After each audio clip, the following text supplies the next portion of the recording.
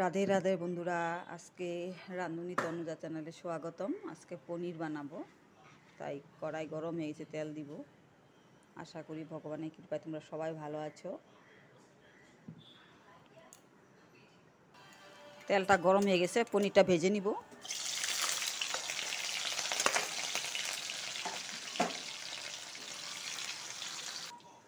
পনিরটা ভাজা হয়ে গেছে,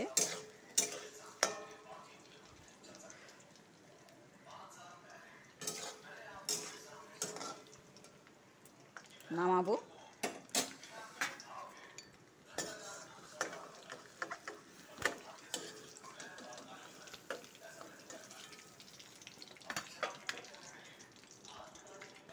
পনির ভাজার তেলে গোলমরিচ আর দারচিনি আর এলাচি দিব, আর একটা তেজপাতা দিব।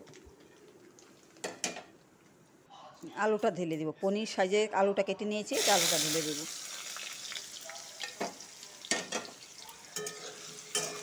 পনির যেরকম ছোটো ছোটো সাইজ, আলুটা ওরকম ছোটো ছোটো করে কেটে নিয়েছি।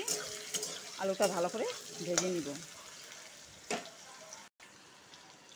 আলুটা হালকা ভাজা হয়ে গেছে, এখন পরিমাণ মতন নুন দিয়ে দিব, আর একটু হলুদ দিব। আবার ভালো করে ভাজবো হলুদ নুন দিয়ে।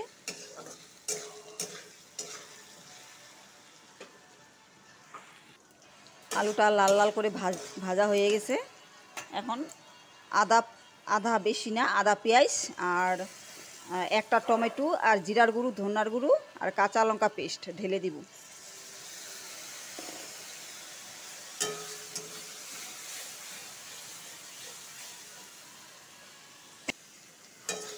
আলুর সাথে মশলাটা ভালো করে ভাজা হয়ে গেছে, এখন সাথে পনিরটা ঢেলে দিব।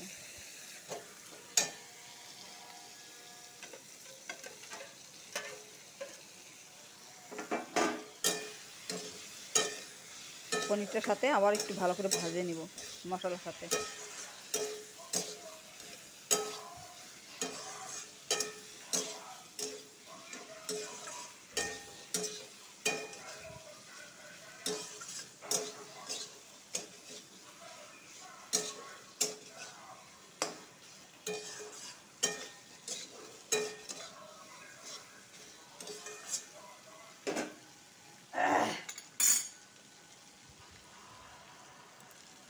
এখন দুধ আর জল দিয়ে দিব। জল মিক্স করে নিয়েছি দুধের সাথে, দিয়ে দিব। নাড়াচাড়া দিব।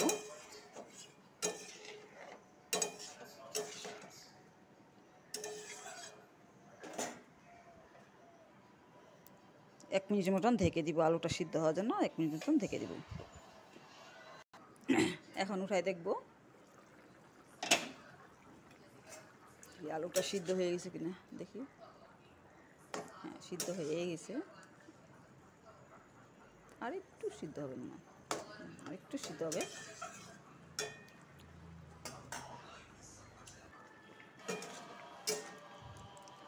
আলুটা সিদ্ধ হয়ে গেছে এখন ভালো করে। আলুগুলো ভালো করে সিদ্ধ হয়ে গেছে। তোমরা বাড়িতে যদি বাটা থাকলে বাটা দিতে পারো, বাটার বাড়িতে নাই, এই জন্য একটু 1 চামচ ঘি দিয়ে দিব। বাটা থাকলে বাটার পনির হয়ে যায়। ঘি দিয়ে দেবো, ঘিটা গন্ধ বেড়ে যাবে, এই জন্যই অল্প সময় ঢেকে রাখবো।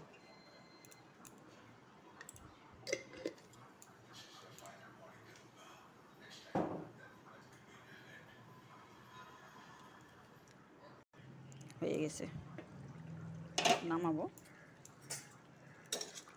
সুন্দর সেন্ট বেরিয়েছে এলাচি, লং আর ঘিয়ের। এভাবে বানিয়ে খাবে, অনেক টেস্টি লাগে খেতে।